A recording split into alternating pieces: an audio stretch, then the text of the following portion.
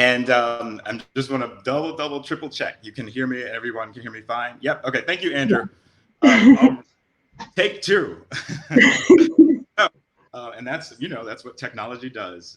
So again, as I was saying, and I'm glad I actually get to say this again, but before I get into the heart of my talk, I want to, and I agree with you, Heather, the minor difficulties are a small price to pay. I want to take a moment to extend immense thanks and praise to you, Wendy, for inviting me to speak in this phenomenal pedagogical space that you have created.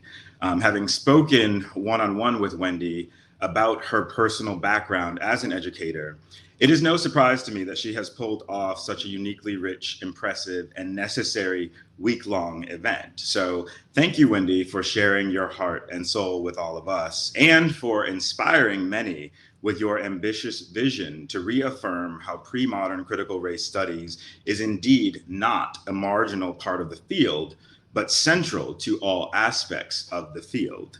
And on that note, I am honored to share that Wendy will be advancing her ambitious agenda through a theoretically and pedagogically comprehensive contribution to a forthcoming Arden volume I am editing titled Shakespeare Skin, Contemporary Readings in Studies of Skin and Theoretical Discourse, appearing in Arden's Shakespeare Intersections series.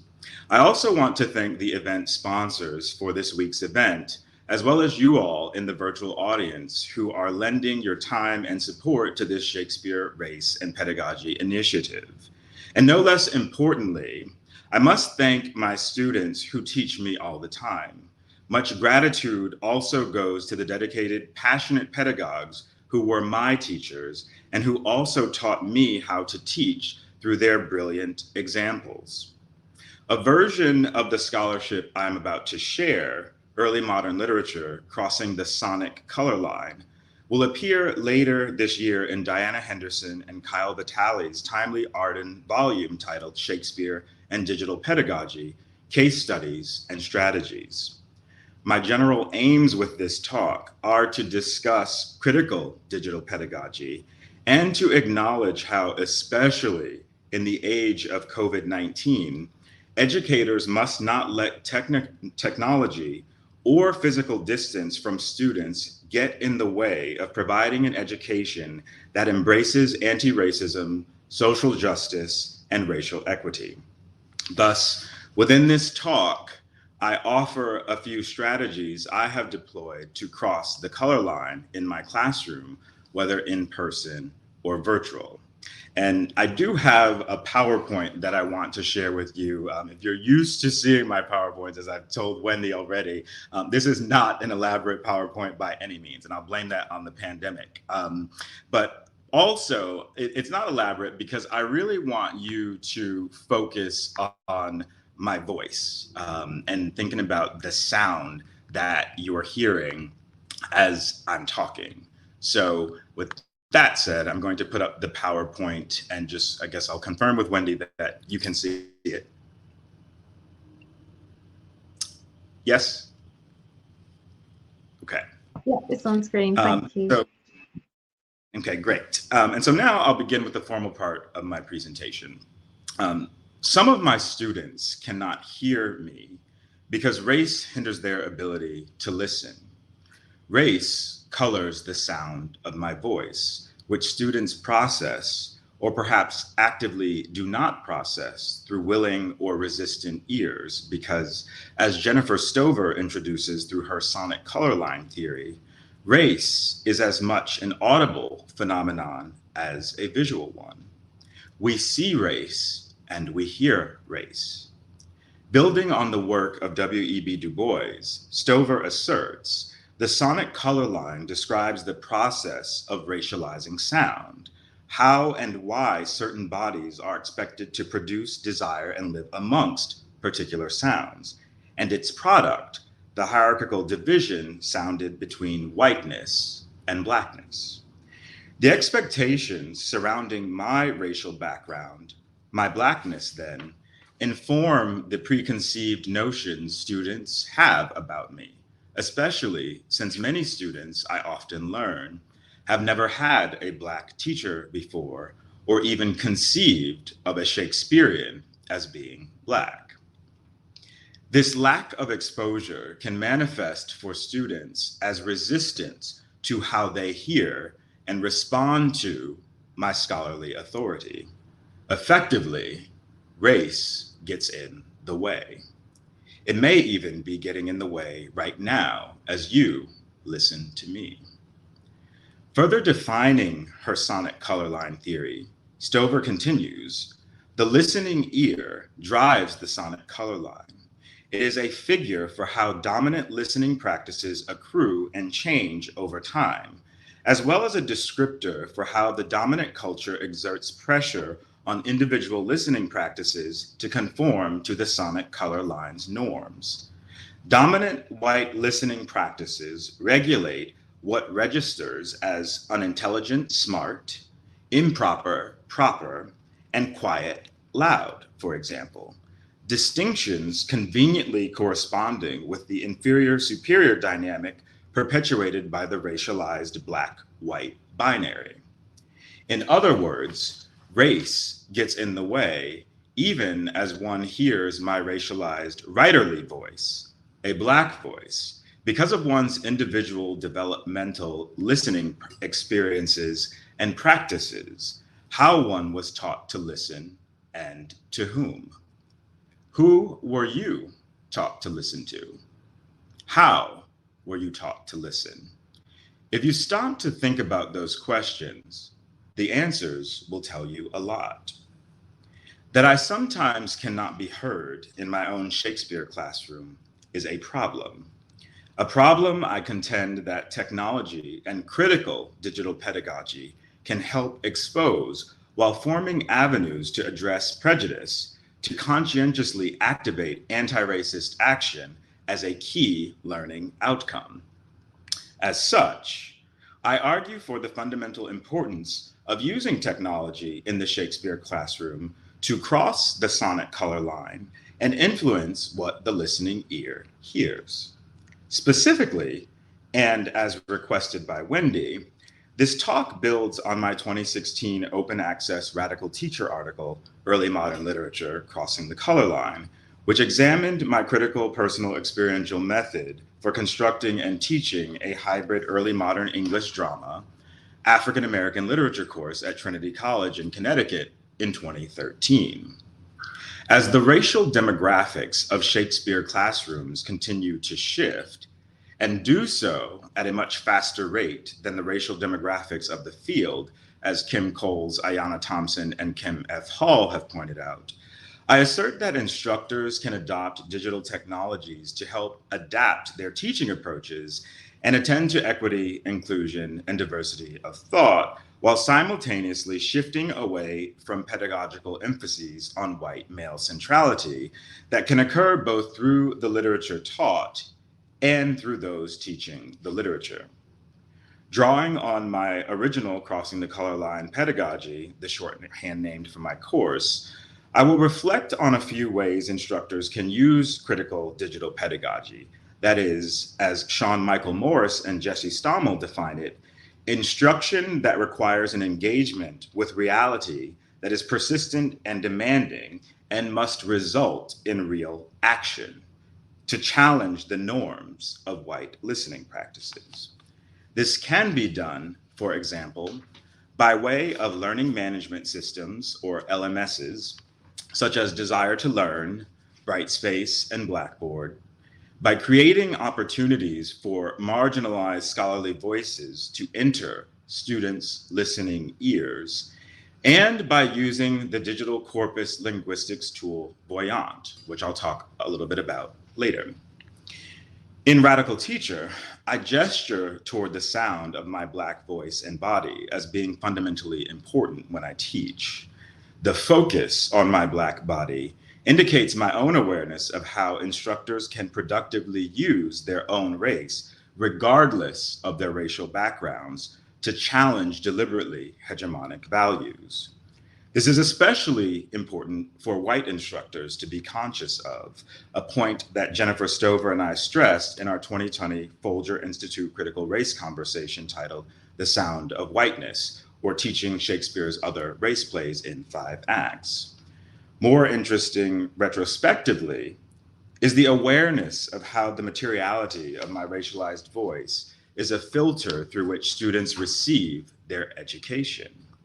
Yet, in this course, engagement with digital resources means my voice does not have to be the only educational filter that prompts students to critique the world and become liberated critical co-investigators and agents of social change, as Paulo Freire suggests is possible in Pedagogy of the Oppressed.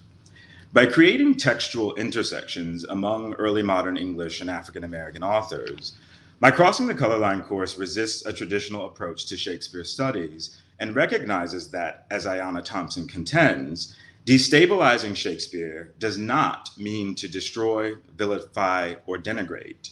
When scholars use critical digital pedagogy to teach early modern English studies, we produce opportunities to diversify the field's overwhelming whiteness while using technology to interrogate significant inequities and biases.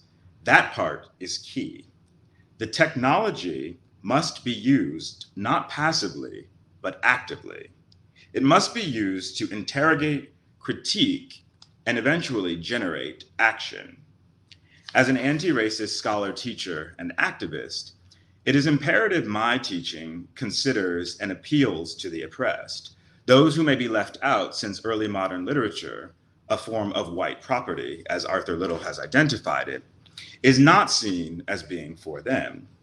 Yet Shakespeare, generally presumed to be for all white people, is also mine. And he is my students too, regardless of their racial backgrounds. One way I illustrate this point is through learning management systems, such as Blackboard, which are not simply tools for content delivery or basic interaction. To integrate LMSs into critical digital pedagogy, I use it to cross the sonic color line by focusing on the elevation of all student voices through a required assignment I call the Inroad, which students post online weekly and on which they base in-class presentations. What does it mean for students in a racially, ethnically diverse classroom setting to use their listening ears to hear Black student voices and close read work produced by those voices? What is the effect of contrasting the sound of those Black voices with those of students who may be white, Native American, Latino, and Asian, for example? And perhaps even more important to consider, what is the effect of not being able to contrast voices in a Shakespeare classroom? What is the effect of bolstering what the dominant culture already perpetuates? The notion that white people must be listened to, that white voices matter. Reinforcing a goal of the course structure, the LMS gets us away from always uncritically centering whiteness because I purposefully use it to promote the hearing and analyzing of all kinds of voices, not solely my students. I play audio clips of authors like Warsan Shire, Amiri Baraka, and June Jordan reading their own work. I show videos and film clips that feature racially different people, something that is optically important.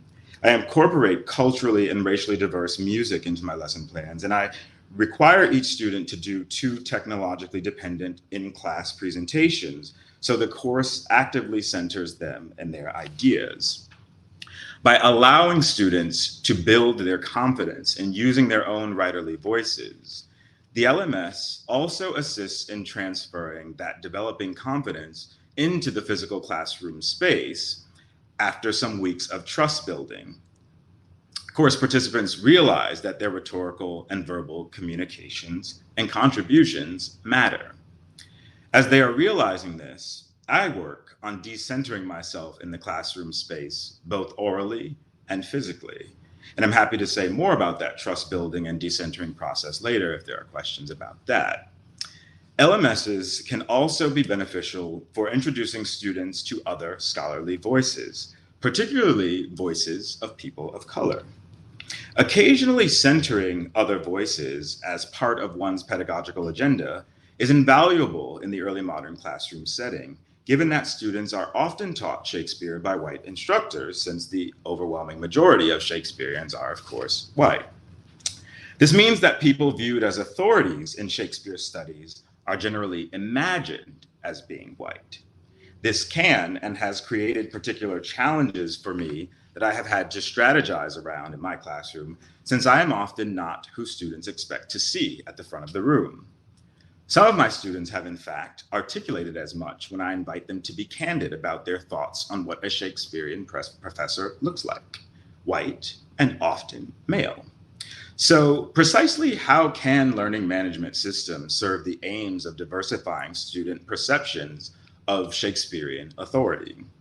To answer this question, I turn to Du Bois's The Souls of Black Folk and the beautiful line of blank verse, "I sit with Shakespeare and he winces not."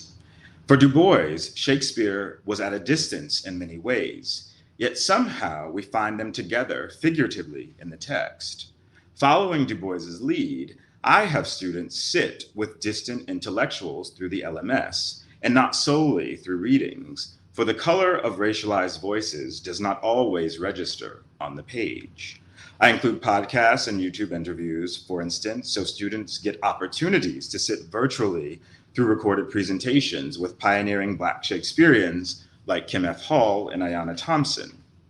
By only reading Thompson's work, one cannot see her skin tone, her hair texture, her Black features that defy the dominant perception of a Shakespeare professor.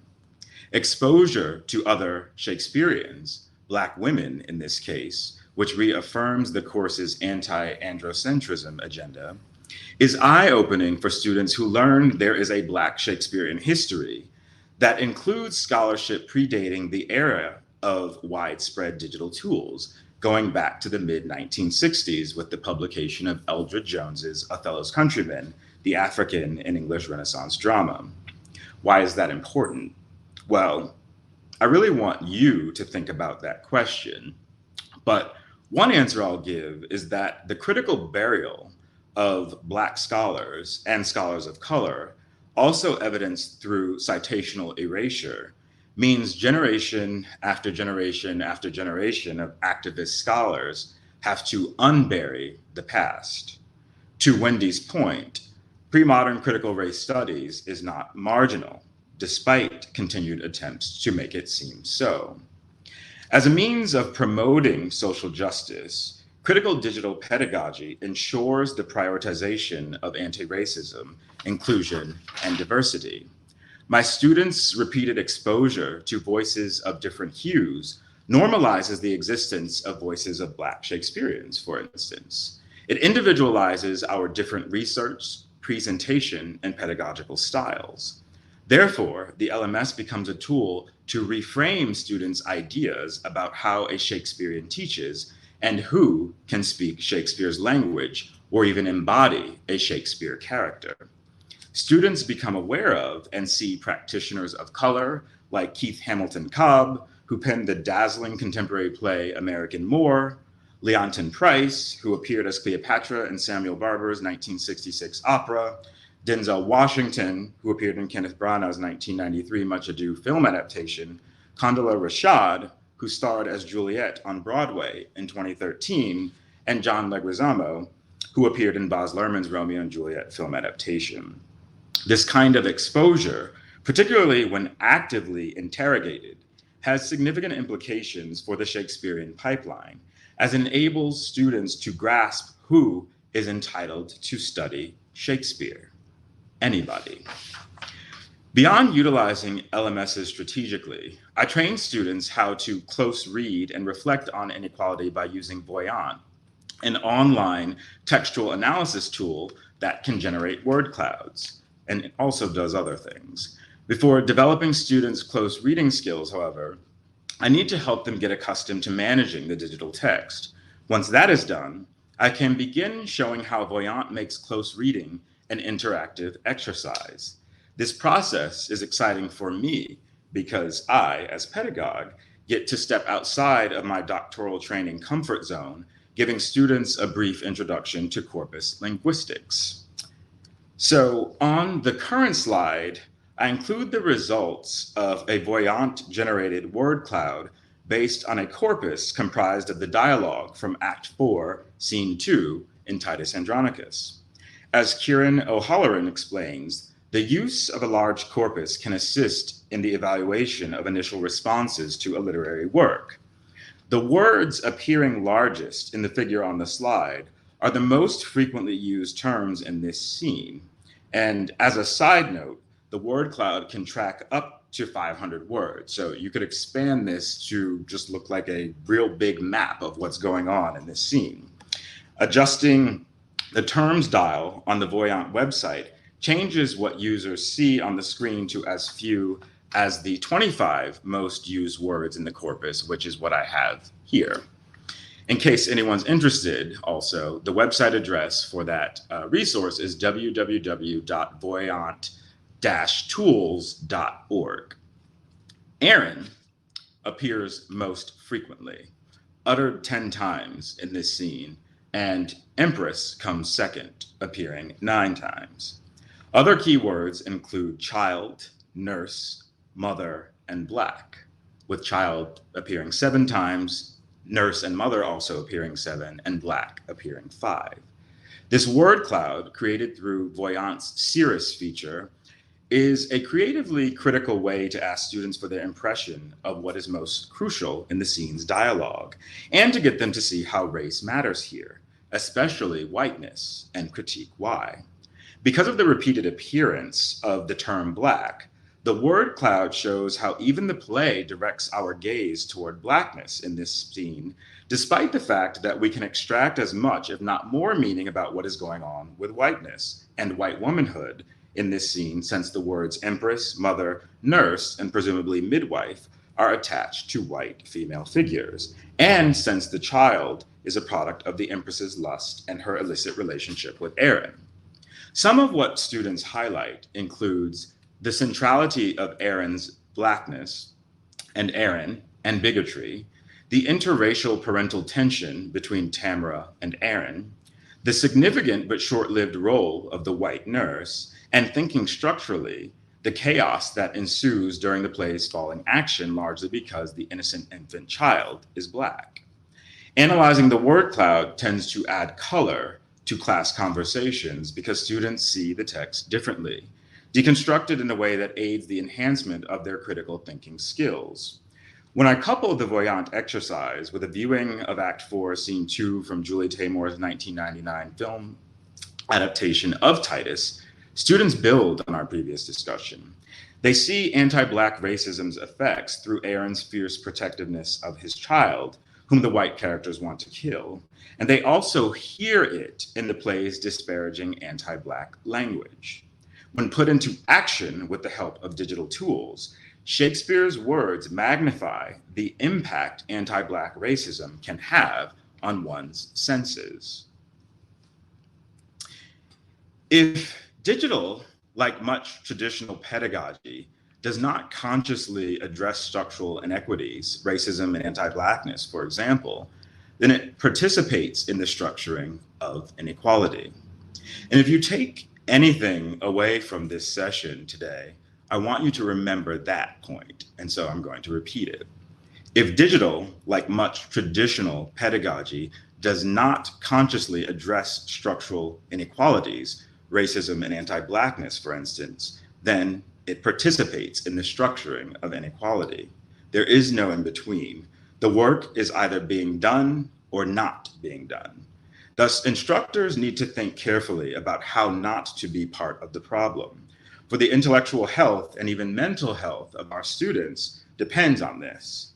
By highlighting structural inequality, a course like Crossing the Color Line supports existing impulses towards activism in some students while encouraging others to use their inevitable discomfort productively. In so doing, they learn their voices, regardless of their race, matter. They demonstrate this awareness of how the sonic color line creates invisible boundaries when they must cross it to avoid being complicit in perpetuating oppression, including their own, since what we see racially can limit what we hear, and what we hear racially can limit what we think we see. Regardless of where I have taught this course, a consensus among students emerges. They feel empowered to engage others, especially in the popular digital realm, where they spend much of their time connecting with people. In addition to seeing that learning management systems, websites, and social media apps such as Twitter, Facebook, YouTube, and Instagram expand the reach of one's pedagogy, I have discovered fascinating ways my students reflect on the reach of my instruction in the digital real world, the world beyond the classroom and learning management system. I've discovered how they intertwine my Black voice and insights with theirs, and how they build on what they learn so as to teach me that the act of educating knows no bounds. I truly love learning from my students, as many people know, and the following anecdote I'm about to share is perhaps one of my favorite teaching moments, very unexpected. The practical applicability of crossing the color line is what facilitated and continues to facilitate my traversing institutional boundaries pedagogically as a Shakespearean whose Blackness is seen and heard. I modified this class for the University of Arizona's curriculum in 2017 after incorporating my course's foundation into another U of A digital pedagogy course. And it was also at the U of A that a student assessed how the color line works in a digital space I had not yet considered in class, the world of dating apps, a social sphere that has seen an increase in activity thanks to the pandemic.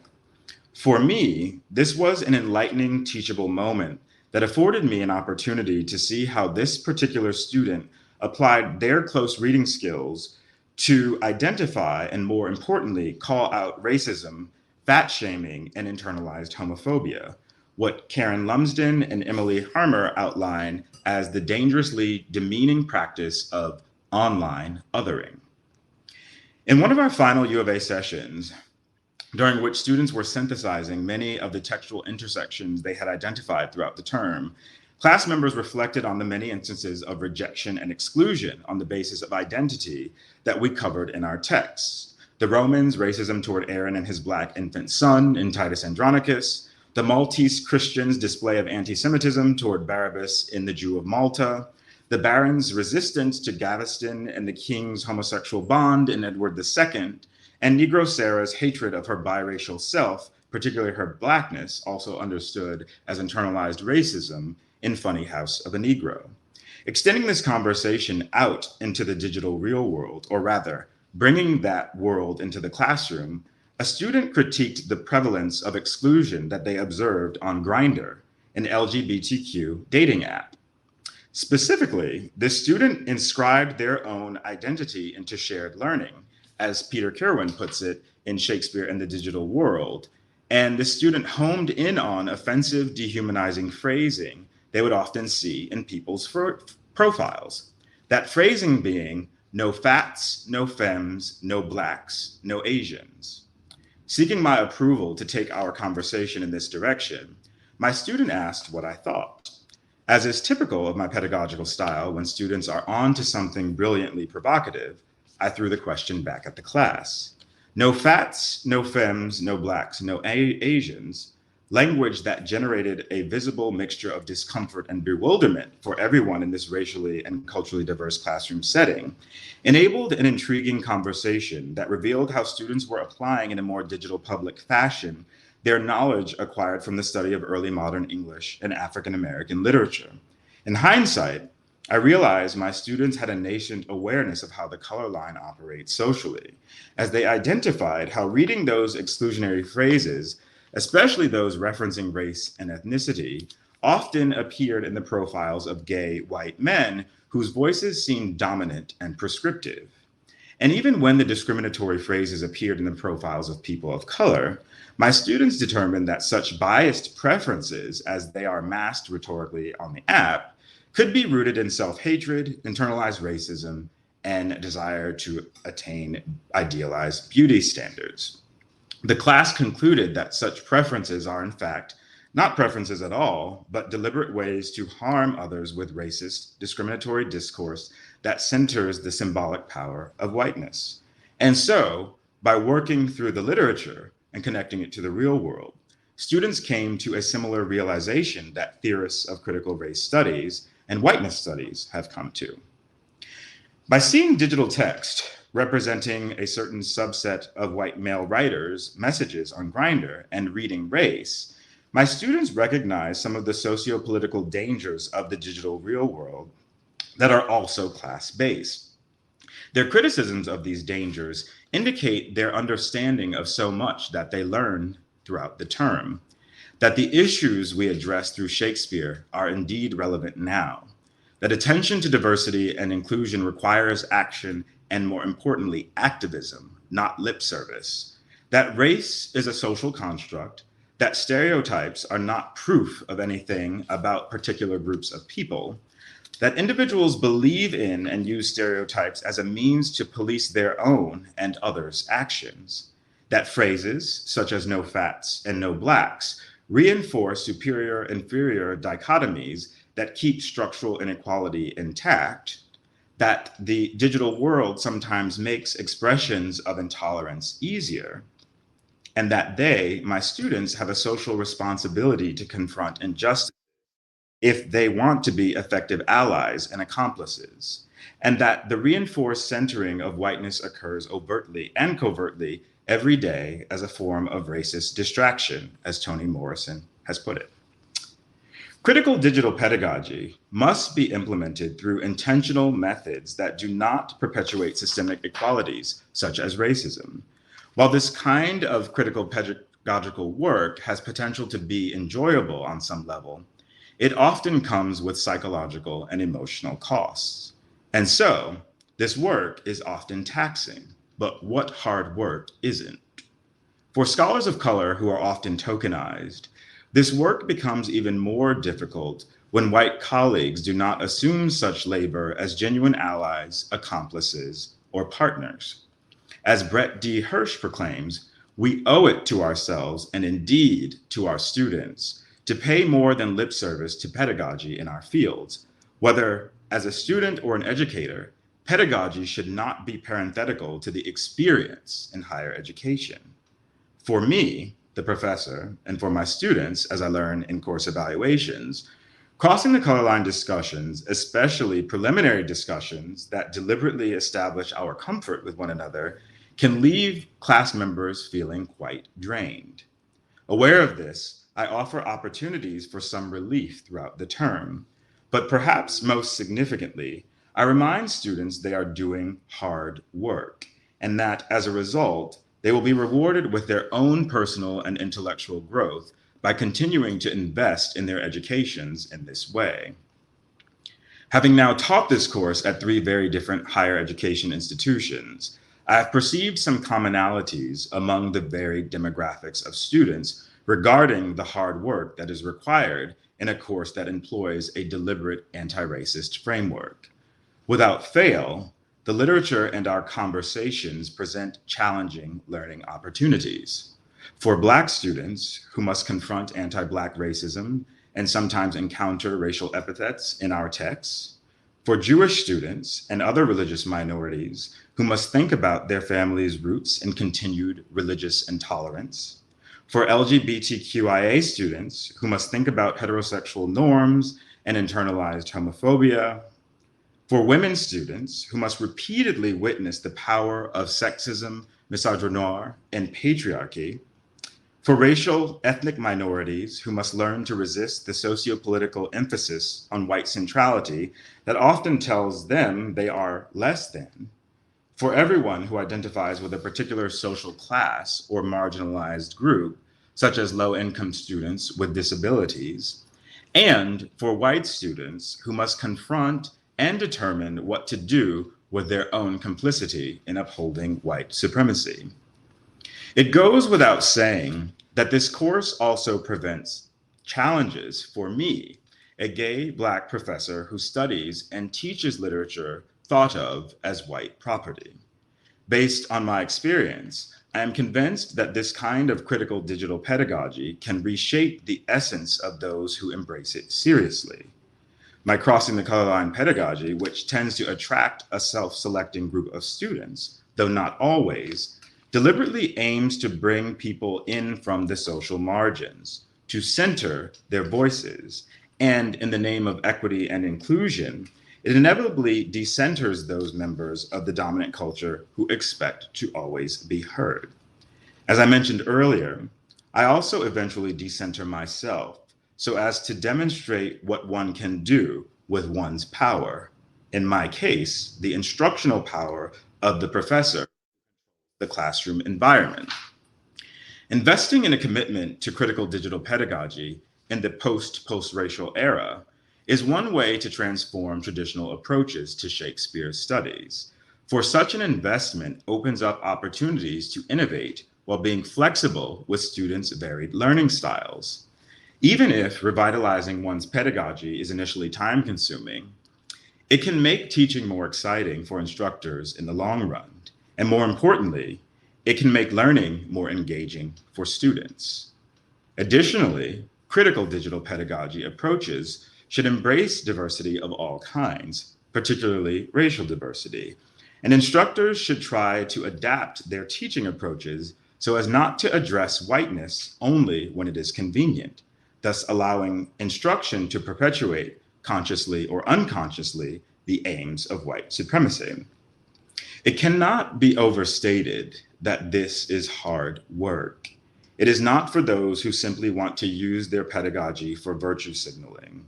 In fact, such pedagogy can reinforce problematic agendas to which instructors should not subject their students. Such agendas are negligent and constitute pedagogical malpractice. Without anti-racism and without working to dismantle white supremacy, which continually structures inequality, instructors allow race to get in the way. This means that many people, regardless of their race, are destined never to hear a Black person like me, because what sounds best to their listening ears, what sounds right, will always be what sounds white. And so, across the sonic color line, I ask, do I have your listening ears? Does Wendy? Can everybody hear us? What and who will you and your students hear tomorrow? These are serious questions that deserve immediate attention. Thank you. Thank you so much, David. That was so brilliant and so interesting. There's so many things I'd like to talk to you about. First of all, if anybody has any questions that they would like to ask, then please type those in the ask a question box. But a couple of things that I would like to pick up on. So you mentioned there about students kind of bringing themselves to the classroom. And for people that heard me speak on Monday, and there will be a pre-recorded version of my opening speech on the YouTube channel, I always bring myself, and I find that when I've had that connection with a text, then that's where I'm lit up. That's what I find exciting, and has meant so much to me at really difficult times as well as the excitement. Can you just speak on the dangers of that, not just the hard work, because it is, but the dangers of that, but also how we can use that positively? Yeah, could you speak on that, please? Self into the classroom?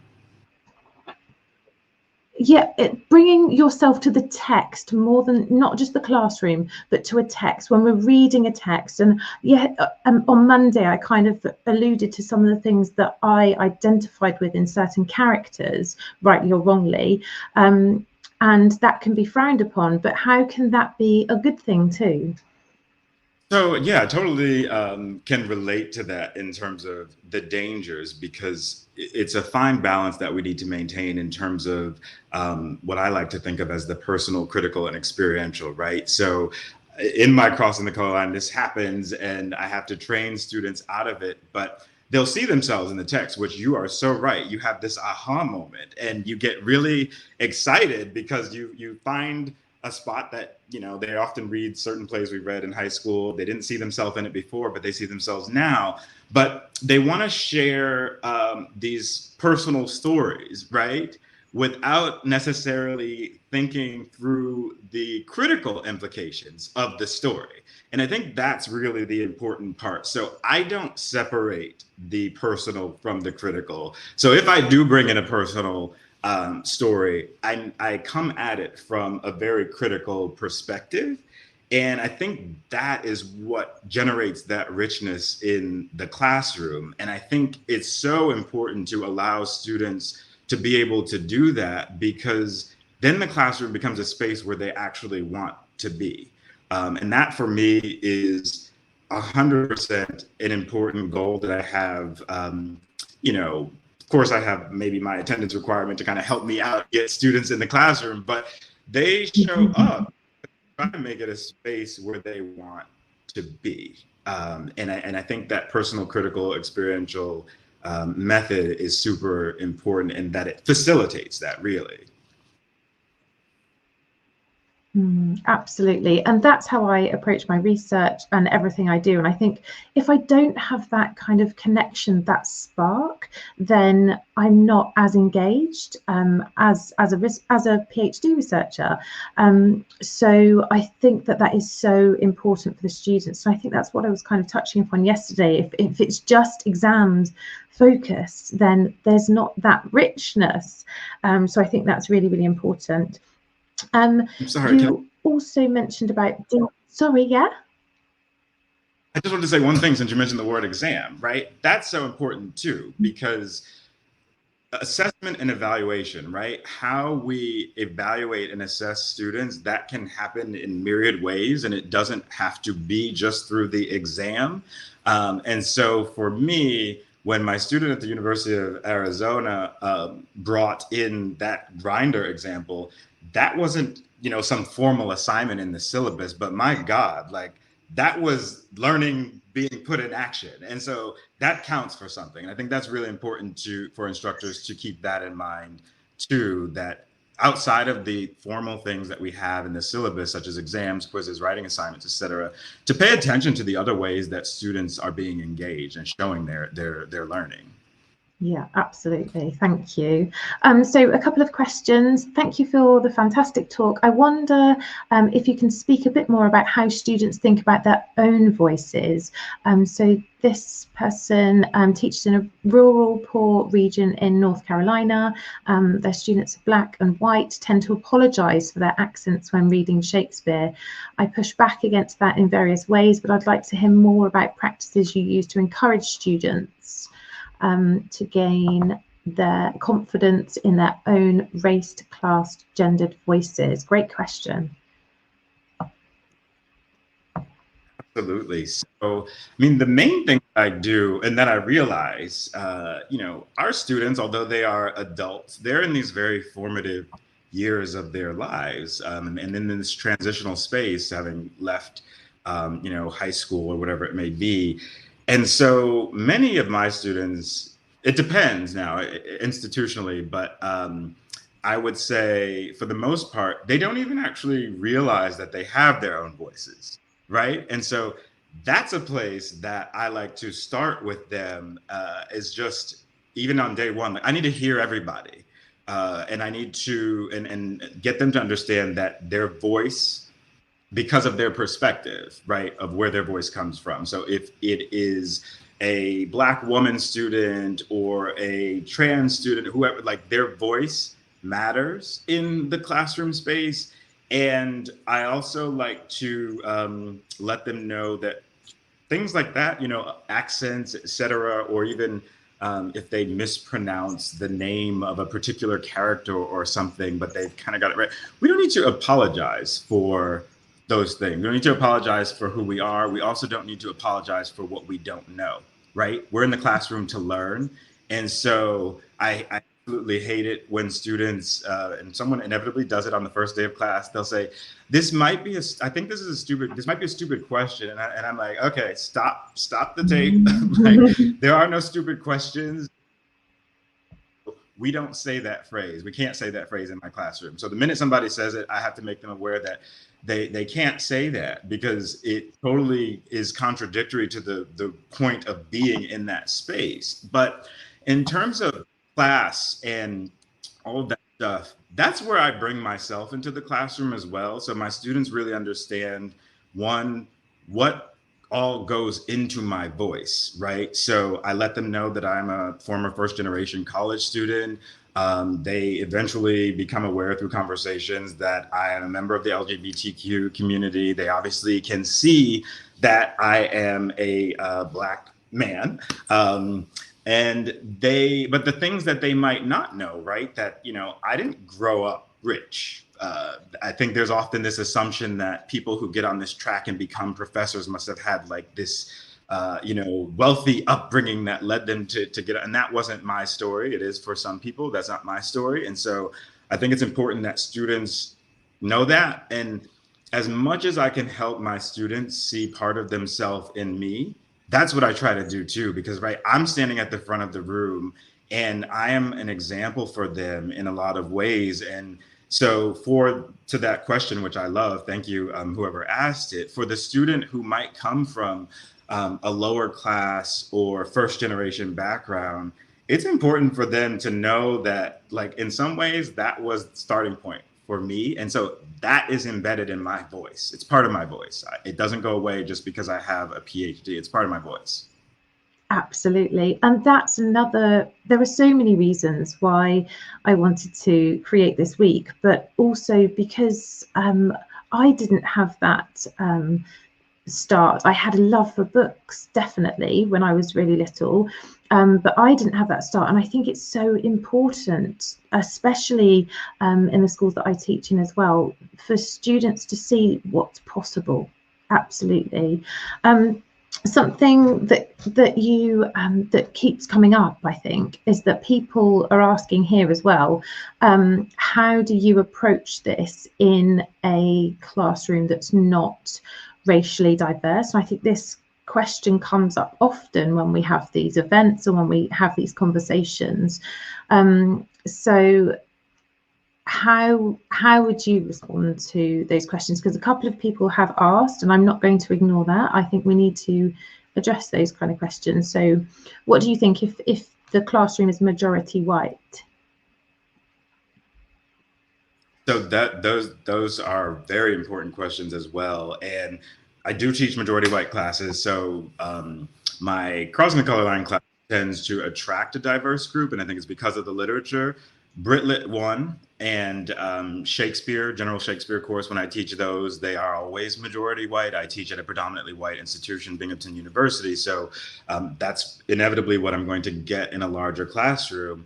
And to be quite honest, the methods I deploy don't really change all of that much. Like, we're still having conversations where I bring in those elements, because even if I don't have Black students in my classroom, for instance, I still have students who are first generation. I still have students who come from different class backgrounds, and I still have students who went to public school, private school. So I try to assess other things about my students, and I'll give them maybe like a little, I've done this before, I'll give like a little evaluation where I might have them just tell me about you. And it's just few sentences. It doesn't take long to go through, but that's important to me because I cannot do exactly what I do in Crossing the Color Line, what I do in Shakespeare, right? Different audiences. And as a pedagogue, I think it's super important to always have in mind who is in your classroom. If you're not teaching to who is in your classroom, that's also problematic in terms of thinking about this notion of pedagogical malpractice, right? Because we want to ensure that the students are getting the education that really speaks to them. But I don't let my white students get away with thinking that they're not white. That's the sort of what it is, right? And I think a lot of students come into the classroom, they know how whiteness works, and they are on there because they'll throw out the phrase, sometimes we're talking and we get to a play and they can sometimes see maybe the notion of like white privilege operating or something, or, Aaron has that great line where he uses the term privilege in Act 4, Scene 2 in relation to the goth sons, and they're aware of whiteness. So it's like, I'm not going to let them come into this course and pretend that their racial backgrounds are invisible and that the only one we see in the classroom is mine. No, like, I'm outnumbered. So if anything, we're going to talk about and think about whiteness, and it's uncomfortable. It is uncomfortable, especially for me. So I think on some level, if a white instructor trains themselves with the knowledge, it can potentially be easier, because there's a barrier for students with me. They, in a predominantly white classroom setting, they think they're going to offend me. And so I have to be conscious of all of their trepidations and everything. So when I say this work is hard, it's hard because that 85 minutes that I'm with them, I am constantly having to navigate, what's going on in my mind, what's going on in theirs, but also let them know. And I just tell them, I said, unless you're trying to do something deliberately, there's very little that you could say to offend me. We have to start there as well. And necessarily operate with this notion that the classroom is a safe space. For me, the classroom is a space to produce productive discomfort and generative discomfort. And that's the way that I like to think about it. Yes, I like that, productive discomfort. And I think that links to some of the things that earlier today I was talking about with Nandini and Owen Price about just being open to learning and training our students and encouraging our students to have that safe environment. Because I think when you create that, then you can have that kind of, it's safe to have that discomfort. Final couple of questions. How can our race, sorry, is that okay? How can our race and non-normatively sexual bodies feel emboldened to speak up in class and empower others in turn to speak? Sorry, the first word that you said cut out. What was that first part? So how can our race and non-normatively sexual bodies feel emboldened to speak up in class and empower others in turn to speak?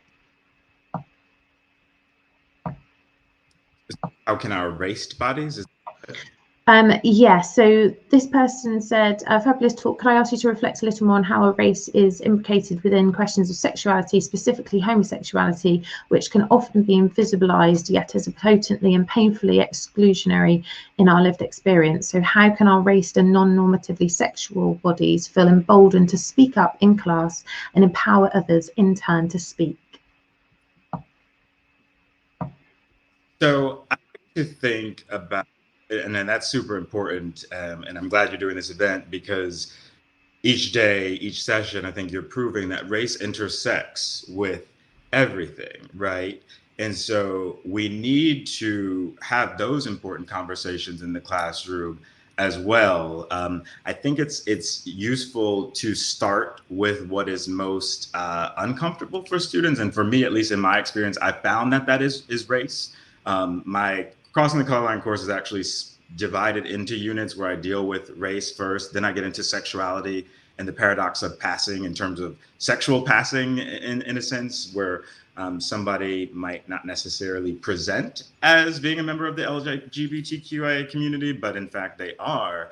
And once we get through the race conversation, because students tend to find it much easier to talk about sexuality, but when you combine those things, that becomes explosive for them because they don't always, they think of themselves as sexualized beings. They think of themselves as race beings, some of them. But then when you get them to see that those things work in tandem with each other and actually not really separable from one another, then we're in a whole new realm where we have to think about what does it mean to have a raced, sexualized body? And we have those conversations, right? I'm teaching a course, that has, well, even if the African American literature is not part of it, I'll just use Aaron or Othello because they're Cleopatra. Those are all really great examples. We get into thinking about Black sexuality and the stereotypes that are embedded in that conversation, but also the power that exists within the Black sexual body. So not always coming at it from a negative. And I think that's one of the issues with, one of the big issues with stereotypes. But one of the things that I have to, as teacher, professor, be aware of and make sure that my students understand that you know, the world around us does not get to determine what our voices sound like, whether we're Black and gay or white and trans, whatever it may be.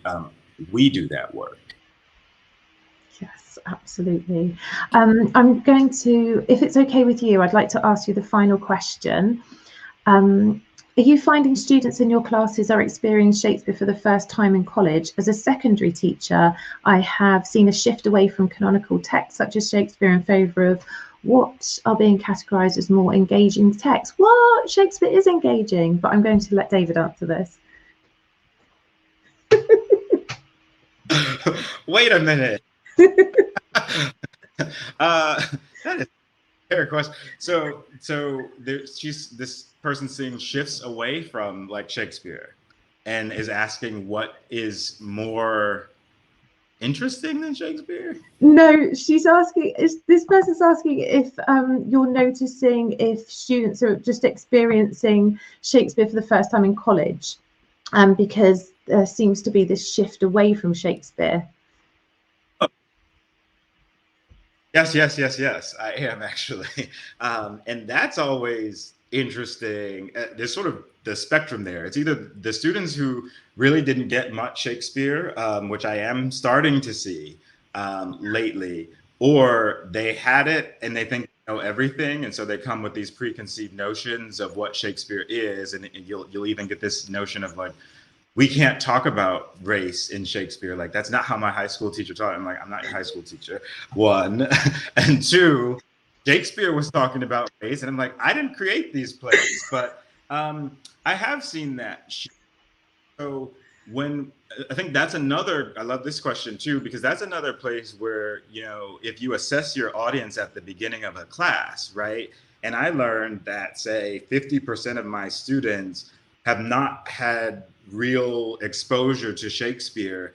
That's a different class for me than the class where 100% of the students have had exposure to Shakespeare and they're coming in with their favorite play and all of this stuff.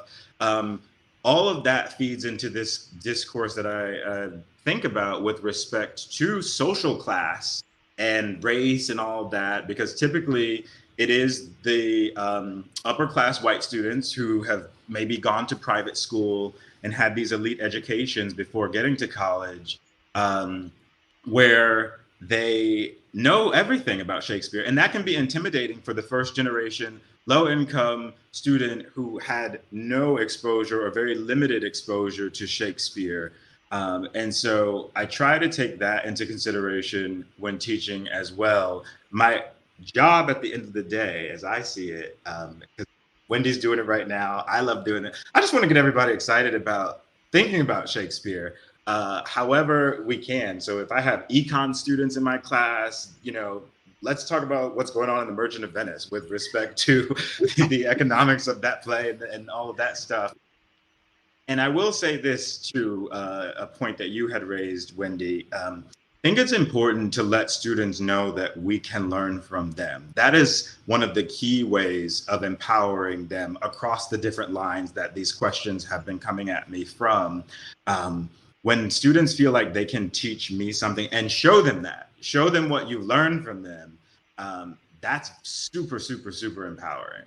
Yes, absolutely. And I think that that's such an important point to end on.